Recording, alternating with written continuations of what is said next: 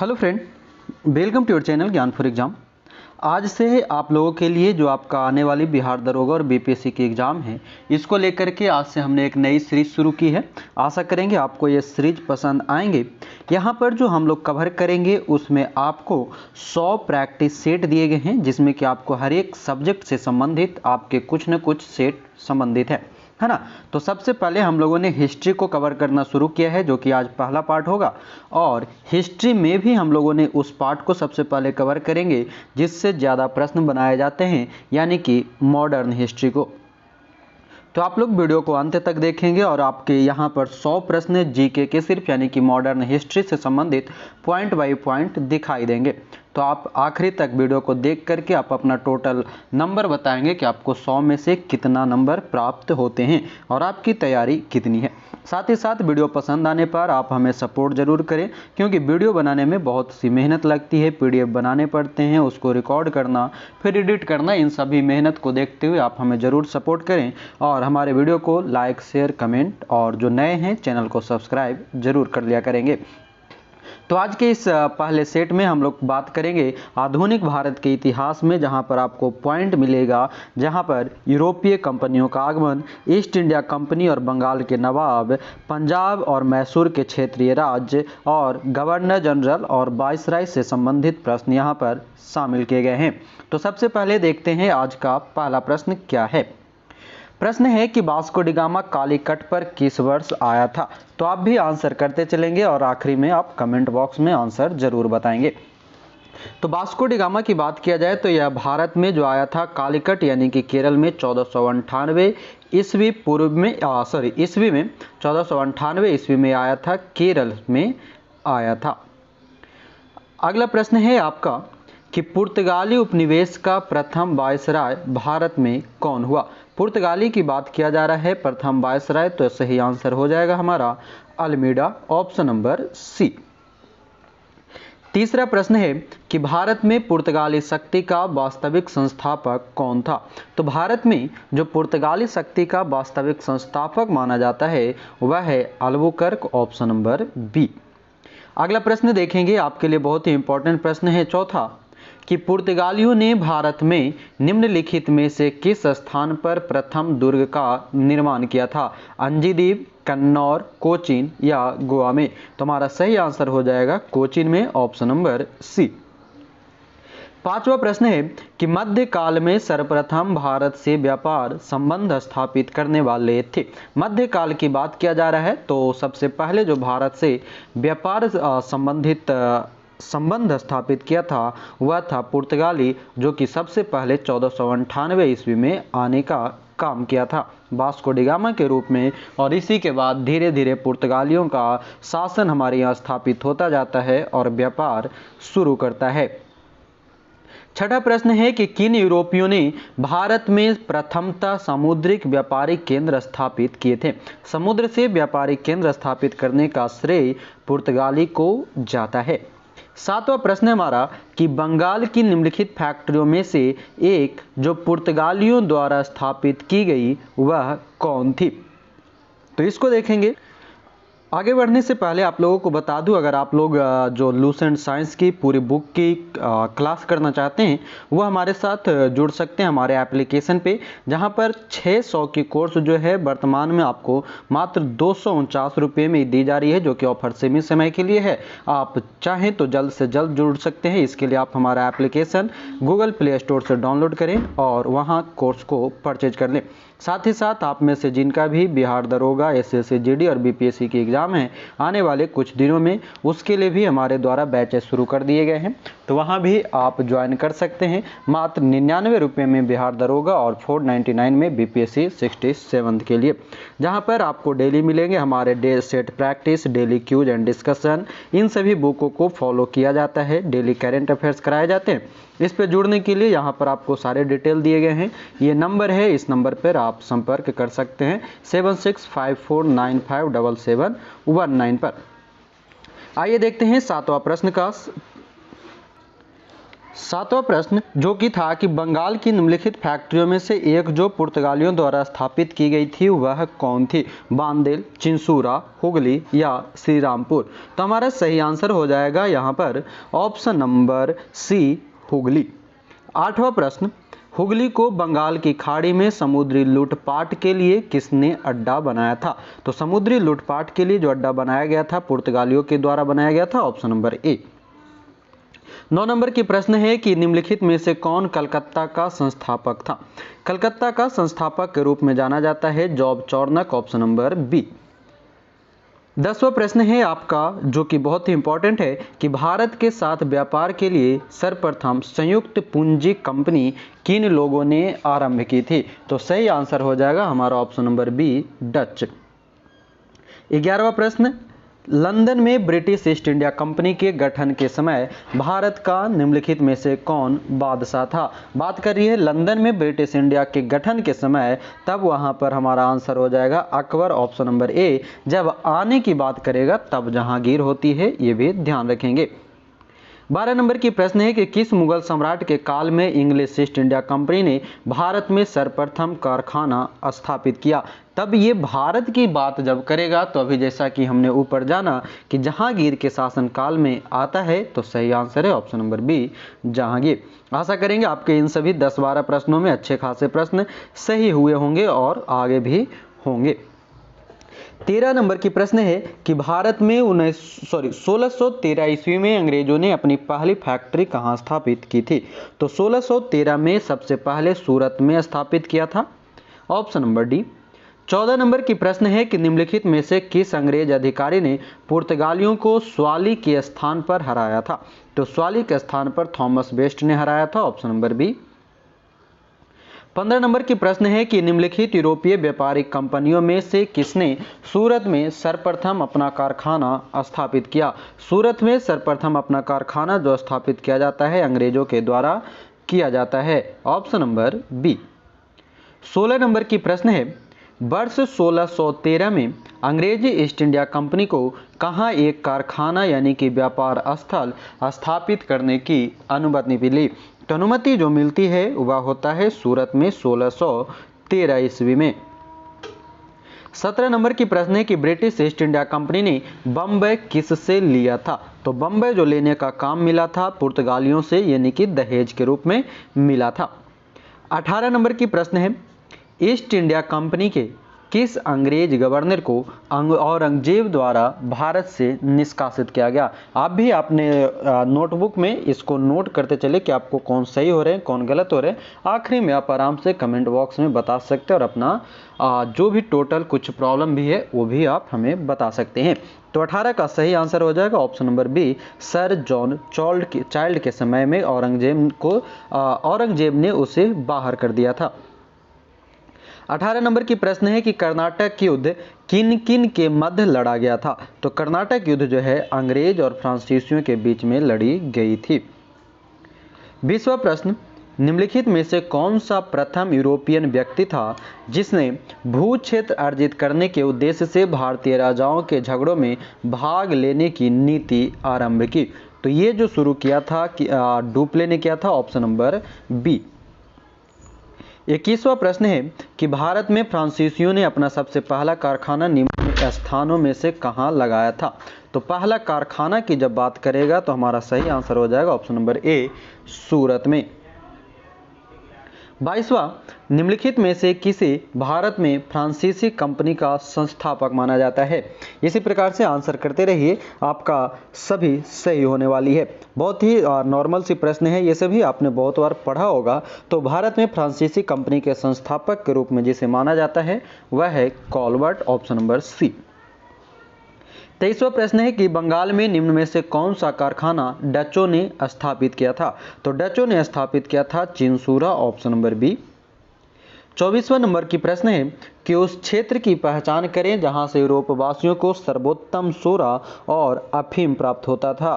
तो हमारा सही आंसर हो जाएगा यह बिहार के क्षेत्र से प्राप्त होता था, ऑप्शन नंबर ए। 25वां प्रश्न है कि अंग्रेजी शासनकाल में भारत का कौन सा क्षेत्र अफीम उत्पादन हेतु प्रसिद्ध था? अफीम उत्पादन के लिए या सोरा उत्पादन के लिए? Option number A Bihar. निम्नलिखित यूरोपियों में से कौन सा एक स्वतंत्रता पूर्व भारत में व्यापारी के रूप में सबसे अंत में आए थे? सबसे अंत में आने वाला की अगर बात किया जाए तो फ्रांसीसी आया था, ऑप्शन नंबर सी। अब जो अगला पॉइंट है वह है ईस्ट इंडिया कंपनी और बंगाल के नवाब से संबंधित प्रश्न आपको दिखाई देंगे। इसी प्रकार से इसमें समाहित किए गए प्रश्न हैं आपको पॉइंट वाइज, जो कि अक्सर एग्जाम में पूछे जाते हैं। तो आप इसी प्रकार से कंटिन्यूअसली इन सभी वीडियो को और जो डेली सेट आपके आएंगे उसे देखा करेंगे। तो देखते हैं 27वां प्रश्न कहता है, निम्नलिखित में से कौन सा युद्ध था जिसने भारत में ब्रिटिश प्रभुत्व को प्रारंभ किया? तो ब्रिटिश प्रभुत्व को प्रारंभ करने वाला जो था वह था पलासी का युद्ध, ऑप्शन नंबर बी। जबकि बोलेगा पूर्ण रूप से तब बक्सर का युद्ध होता है, यहाँ पर सही आंसर हो जाएगा पलासी का युद्ध। 28वां है कि सिराजुद्दौला लॉर्ड क्लाइव द्वारा परास्त हुआ था किस युद्ध में? तो यह हो जाएगा हमारा ऑप्शन नंबर ए पलासी के युद्ध में। 29 नंबर की प्रश्न है कि भारत में ब्रिटिश साम्राज्य का संस्थापक कौन था? तो भारत में ब्रिटिश साम्राज्य का संस्थापक माना जाता है लॉर्ड रॉबर्ट क्लाइव को। 30वां प्रश्न है कि निम्नलिखित में से किसे स्वर्ग से उत्पन्न सेना नायक कहा गया है? स्वर्ग से उत्पन्न सेना नायक के रूप में रॉबर्ट क्लाइव को ही जाना जाता है। 31 नंबर की प्रश्न है कि पलासी का युद्ध मैदान कहाँ स्थित है? ये प्रश्न बहुत बार पूछे भी गए हैं और इम्पोर्टेंट है। पलासी का युद्ध मैदान यह पश्चिम बंगाल में है। 32 नंबर की प्रश्न है पलासी का युद्ध लड़ा गया था वर्ष? पलासी का युद्ध जो है यह सबसे पहले जो लड़ा गया था 1757 में लड़ी गई थी। 33वां प्रश्न, निम्न में से किसने अपनी राजधानी मुर्शिदाबाद से मुंगेर स्थानांतरित किया था? तो मुर्शिदाबाद से मुंगेर लाने वाला व्यक्ति मीर कासिम था, ऑप्शन नंबर डी। 34 नंबर की प्रश्न है सबसे अधिक निर्णायक युद्ध जिसने अंग्रेजों के भारत में प्रभुत्व को संस्थापित किया है? सबसे अधिक निर्णायक की जब बात करेगा तो यह हमारा हो जाएगा बक्सर का युद्ध, ऑप्शन नंबर ए। 35 नंबर की प्रश्न है कि बक्सर के युद्ध के समय दिल्ली का शासक कौन था? हमारा सही आंसर होगा option number D Shah Alam द्वितीय के समय में। 36 नंबर प्रश्न है इंग्लैंड की ईस्ट इंडिया कंपनी की भारत में प्रथम निर्णायक सैन्य सफलता मानी जाती है? तो प्रथम निर्णायक सैन्य सफलता मानी जाती है बक्सर का युद्ध, ऑप्शन नंबर ए। अगला प्रश्न है 37 नंबर, सन 1765 में ईस्ट इंडिया कंपनी को बंगाल की दीवानी किसने प्रदान की थी? तो बंगाल की दीवानी प्रदान किया गया था मुगल सम्राटों के द्वारा, ऑप्शन नंबर बी। 38 नंबर प्रश्न है कि किस गवर्नर के कार्यकाल में ईस्ट इंडिया कंपनी को शहंशाह शाह आलम द्वारा बंगाल, बिहार तथा उड़ीसा में दीवानी अधिकार दिए गए थे? तो हमारा सही आंसर हो जाएगा लॉर्ड क्लाइव के समय में, ऑप्शन नंबर ए। चलते अगले प्रश्न की ओर। 39 कहता है कि सम्राट शाह आलम द्वितीय ने ईस्ट इंडिया कंपनी को बंगाल, बिहार तथा उड़ीसा की दीवानी प्रदान की थी, कब? तो सही आंसर हो जाएगा 12 अगस्त 1765 को, यानी कि इलाहाबाद की पहली संधि को। इलाहाबाद की जो पहली संधि हुई थी उसमें कहा गया था, जबकि 16 अगस्त को इलाहाबाद की दूसरी संधि होती है। 40 नंबर की प्रश्न है कि इलाहाबाद की संधि के बाद रॉबर्ट क्लाइव ने मुर्शिदाबाद का उपदीवान किसे बनाया था? तो मुर्शिदाबाद का उपदीवान के रूप में मोहम्मद रजा खां को बनाया था, ऑप्शन नंबर ए। वीडियो पसंद आ रही है आप लाइक शेयर कमेंट करेंगे और कम से कम उम्मीद रखते हैं आज 1000 लाइक का, तो आप जरूर इतने पूरा करेंगे। 41वां प्रश्न है कि वर्ष 1765 में दीवानी प्रदान किए जाने के बाद ब्रिटिश सबसे पहले निम्नलिखित में से किस पर्वतीय जनजाति के संपर्क में आए थे 1765 के बाद में? तो हमारा सही आंसर हो जाएगा खासी जनजाति, ऑप्शन नंबर बी। चलते अगले प्रश्न की ओर। 42वां प्रश्न है कि निम्न में से किसने भारत में अंग्रेजों का सर्वाधिक विरोध किया है? अंग्रेजों का सर्वाधिक विरोध करने वाला जो क्षेत्र था यानी कि शासक थे वह है मराठा, ऑप्शन नंबर ए। आगे जो प्रश्न होंगे वो क्षेत्रीय राज्य पंजाब एवं मैसूर से संबंधित प्रश्न होंगे, तो एक एक करके सॉल्व करेंगे। सबसे पहला प्रश्न है 43 का कि रंजीत सिंह के राज्य में सम्मिलित था दिल्ली, काबुल, मकराना या श्रीनगर। तो 43 का सही आंसर हो जाएगा श्रीनगर। 44 नंबर की प्रश्न है रंजीत सिंह किस मिसल से संबंधित थे। तो रंजीत सिंह का संबंध जो है शुकरचक्य मिसल से था। मिसलों की संख्या कुल 12 थी। 45 नंबर की प्रश्न है कि महाराजा रंजीत सिंह के राज्य की राजधानी कहाँ थी। तो महाराजा रंजीत सिंह की राजधानी लाहौर हुआ करती थी, ऑप्शन नंबर सी।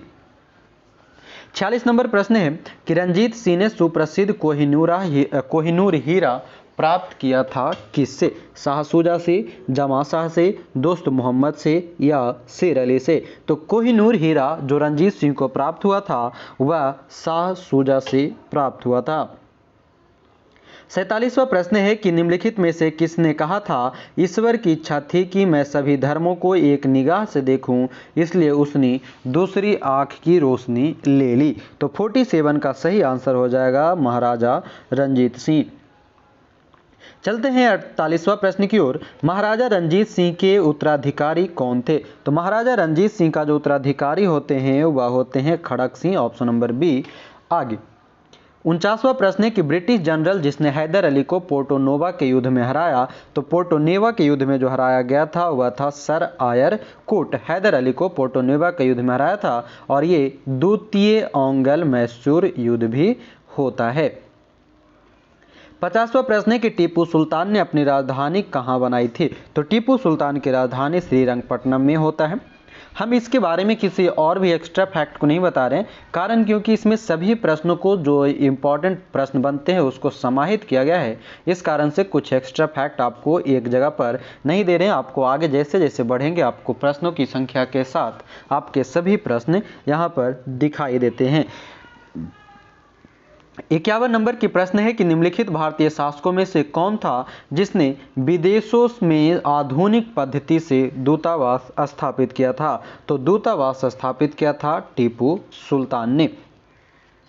अब 52 नंबर की प्रश्न है कि टीपू सुल्तान ने ब्रिटिश सेना को 1780 में हराया था कहां। तो टीपू सुल्तान ने ब्रिटिश सेना को 1780 में हराने का काम किया था पोलीपुर में, ऑप्शन नंबर बी। 53 नंबर की प्रश्न है कि अंग्रेजों ने श्रीरंगपट्टनम की संधि किसके साथ की थी। तो अंग्रेजों ने श्रीरंगपट्टनम की संधि जो है टीपू सुल्तान के साथ किया था और यह तीसरे ओंगल मैसूर युद्ध के समय हुआ था, क्योंकि उसके बाद जो है टीपू सुल्तान की मृत्यु हो जाती है। अगला प्रश्न है 54 कि टीपू सुल्तान अंग्रेजों के साथ युद्ध में कब मारे गए थे। तो हमारा सही आंसर हो जाएगा ऑप्शन नंबर बी 1799, जब चौथी ओंगल मैसूर युद्ध चल रही होती है। 55 नंबर की प्रश्न है कि बेगम समरू ने एक अति प्रसिद्ध चर्च का निर्माण कहाँ करवाया था। तो सही आंसर होगा हमारा सरधना में, ऑप्शन नंबर सी। अब आगे के जो पॉइंट हैं वह है गवर्नर जनरल और वायसराय। इसके बारे में आपने अच्छा खासा आधुनिक भारत के इतिहास में एक अच्छा पोर्शंस होते हैं गवर्नर जनरल से संबंधित और इससे अच्छे खासे प्रश्न भी पूछे जाते हैं। तो सबसे पहले देखते हैं गवर्नर जनरल से संबंधित कुछ प्रश्नों को। 56 है कि भारत के प्रथम गवर्नर जनरल कौन थे। भारत के प्रथम गवर्नर जनरल के रूप में जाने जाते हैं वॉरेन हेस्टिंग को, जो कि 1773 के रेगुलेटिंग एक्ट के माध्यम से बनाए जाते हैं। हमारा अगला प्रश्न है 57 कि सुरक्षा प्रकोष्ठ की नीति संबंधित है किससे।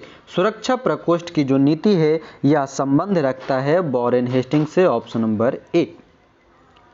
58 कि निम्नलिखित में से किसने बंगाल में द्वैध शासन प्रणाली यानी कि ड्यूअल गवर्नमेंट को समाप्त किया था। यहाँ पर बात की जा रही है समाप्त करने की, तो सही आंसर हो जाएगा हमारा option number C, Warren Hasting ने। आगे 59 है यानी कि 59 नंबर की प्रश्न है कि किस गवर्नर जनरल पर महाभियोग का मुकदमा चलाया गया था। तो महाभियोग की जो मुकदमा है यह वॉरेन हेस्टिंग पर ही चलाया गया था और जब ये 1784 के जो एक पिट्स इंडिया एक्ट आया था उसी के विरोध करने के कारण इस पर ये महाभियोग की प्रक्रिया चलाई गई थी, जिसे कि बाद में निर्दोष घोषित कर दिया जाता है। 60 नंबर की प्रश्न है कि भारत में न्यायिक संगठन की स्थापना किसने की थी। न्यायिक संगठन की स्थापना जो है यह किसके द्वारा किया जाता है। तो हमारा सही आंसर हो जाएगा option number B, lord Cornwallis के द्वारा। अगला प्रश्न है 61 नंबर कि निम्नलिखित में से किस गवर्नर जनरल ने भारत के प्रसंविधाबद्ध सिविल सेवा यानी कि covenanted civil service of India का सृजन किया, जो कालांतर में भारतीय सिविल सेवा के नाम से जानी गई?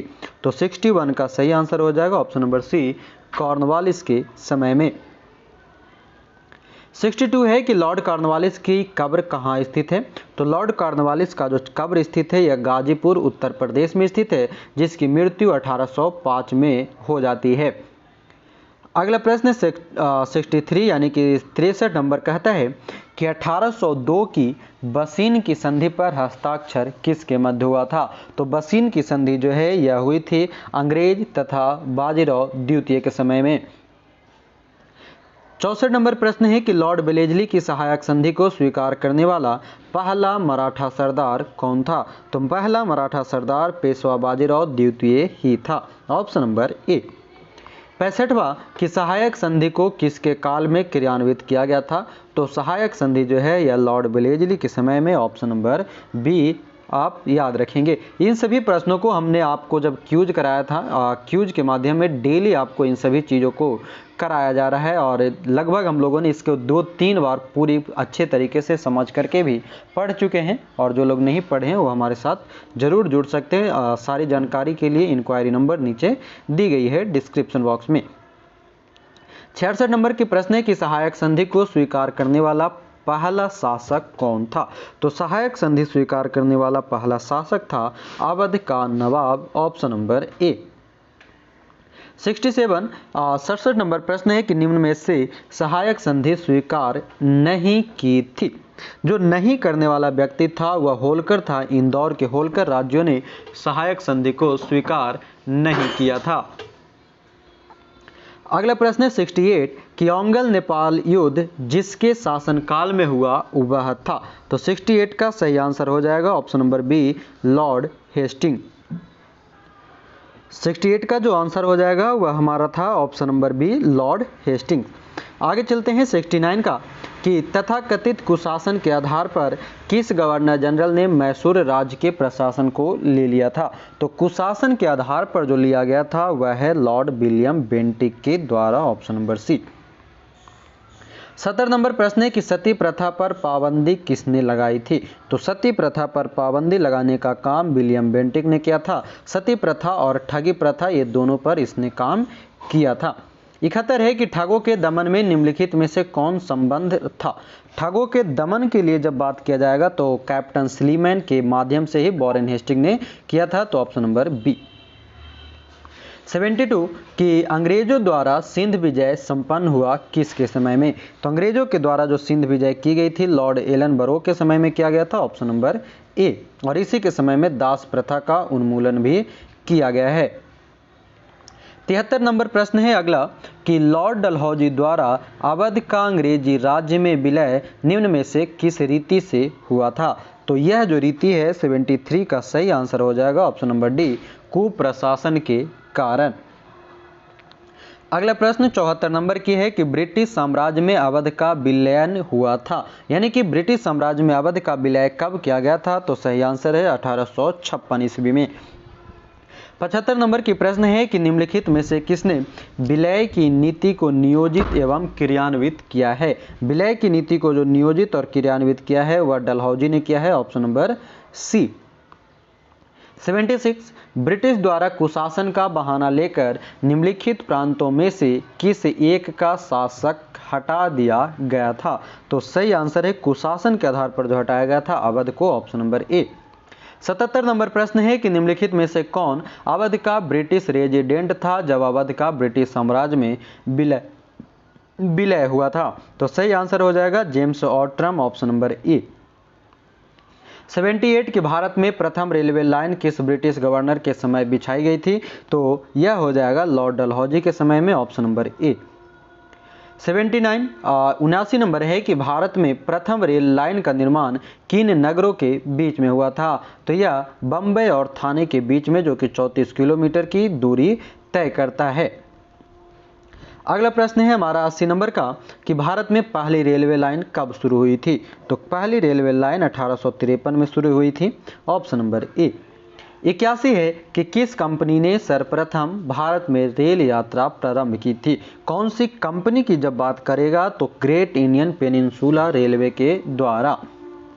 82 नंबर प्रश्न है कि ब्रिटिश भारतीय राज्य क्षेत्र का अंतिम प्रमुख विस्तार हुआ था। तो अंतिम प्रमुख विस्तार जो है डलहौजी के समय में हुई थी, ऑप्शन नंबर बी। 83 है कि विधवा पुनर्विवाह अधिनियम किसके शासन में क्रियान्वित किया गया। तो विधवा पुनर्विवाह अधिनियम जो क्रियान्वित किया गया था वह लॉर्ड कैनिंग के समय में किया गया था। 84 नंबर की प्रश्न है कि 1 नवंबर 1858 ईस्वी को महारानी विक्टोरिया का घोषणा पत्र इलाहाबाद में पढ़कर किसने सुनाया था। तो यह सुनाने का काम जो किया था लॉर्ड कैनिंग ने किया था, ऑप्शन नंबर बी। इसी के समय में 1857 की क्रांति भी होती है। 85 है कि निम्न में से कौन एक भारत का प्रथम वायसराय था। प्रथम वायसराय भी बोलेगा और अंतिम गवर्नर जनरल बोलेगा तो lord Canning, option number C. 86 अपने पुत्र के स्थान पर दूसरे उत्तराधिकारियों को गोद लेने के अधिकार को पुनः स्थापित किया गया था, किसके द्वारा। तो सही आंसर हो जाएगा 86 का 1858 की सामग्री की घोषणा के बाद, ऑप्शन नंबर डी। 87 महारानी विक्टोरिया को भारत की साम्राज्ञी नियुक्त किया गया था कब। तो सही आंसर हो जाएगा हमारा ऑप्शन नंबर ए 1858 में। 88 नंबर प्रश्न है कि निम्नलिखित में से किस गवर्नर जनरल ने भारत में दास प्रथा को समाप्त किया था। दास प्रथा को समाप्त करने या उन्मूलन करने की बात करें तब lord Ellenborough, option number B. अगला प्रश्न है 89 नंबर कि अस्थाई बंदोबस्त किसके शासनकाल में प्रारंभ किया गया था। अस्थाई बंदोबस्त की जब अगर बात आए तो 89 का सही आंसर है लॉर्ड कॉर्नवालिस के समय में। 90 नंबर की प्रश्न है कि निम्न में से कौन चतुराईपूर्ण निष्क्रियता की नीति के साथ जुड़ा हुआ था। तो चतुराईपूर्ण में था John Lawrence, option number D.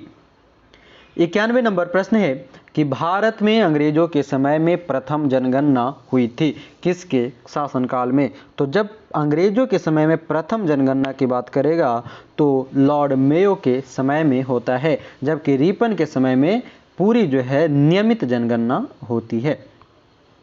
Option number सी यहाँ का सही आंसर था।